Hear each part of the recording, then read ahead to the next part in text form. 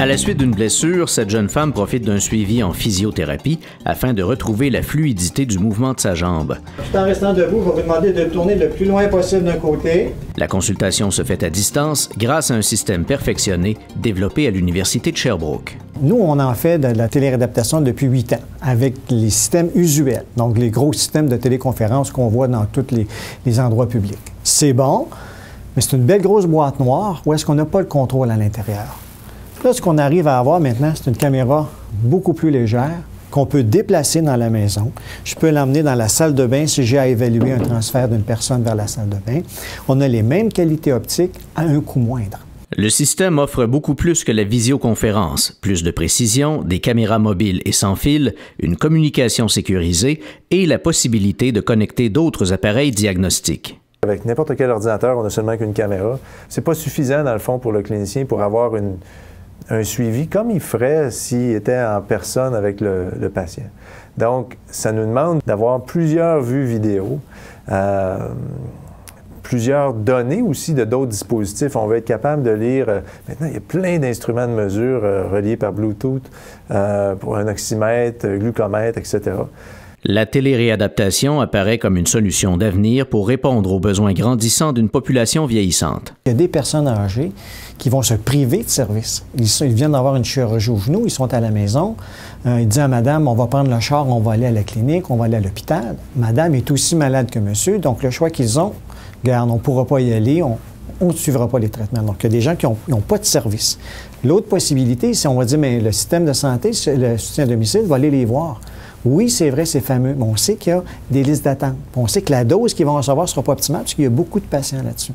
Le projet interpelle plusieurs partenaires de l'Université de Sherbrooke. Les experts de l'École de réadaptation rattachés au Centre de recherche sur le vieillissement collaborent avec des chercheurs en génie par le biais de l'Institut interdisciplinaire d'innovation technologique, le 3IT. Ça nous amène à développer conjointement des technologies qui sont évaluées en pratique. Donc, moi, je peux très bien faire une technologie, mais je ne serai pas en mesure de bien l'évaluer dans des conditions cliniques.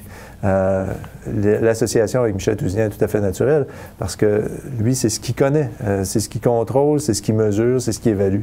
Vigilant Télésystèmes ainsi que le consortium MedTech participent à la fabrication du prototype. Puis, une clinique de physiothérapie participera aux essais cliniques. On va regarder un petit peu, voir c'est quoi les besoins en soutien technique, la stabilité du système. Si tu viens pour te brancher et tu n'es pas capable de te brancher, puis que tu es obligé de remettre à 3-4 fois ta séance, c'est sûr que c'est pas le fun. Là.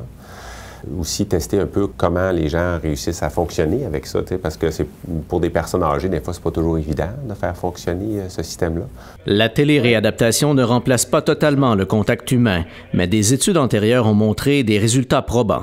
Est-ce que cliniquement, on obtient au moins d'aussi bons résultats que si je vais le voir en personne? Les travaux de recherche qu'on fait visent justement à démontrer ça. Et on a une étude qui vient de sortir, 204 patients qui ont eu une arthroplastie du genou. On les a divisés en 2 groupes. En téléréadaptation, l'autre groupe, on va les voir à la maison. Et ce qu'on a démontré dans cette étude multicentrique, 9 hôpitaux, 1 million de budget, c'est au moins aussi efficace que si je vais le voir à la maison. Ça ne tire pas dans votre dos? Est-ce qu'il se crée une relation thérapeute-patient? Comme entre vous et nous, aujourd'hui, il y a une relation. À distance, est-ce que ça peut se faire? Et là, on voit la madame qui s'assoit dans son fauteuil, que le chat vient la voir, tout ça, on jase un petit peu. Bon, il se crée une relation thérapeutique, mais ce qu'on a comme relation est tout à fait acceptable. Fameux.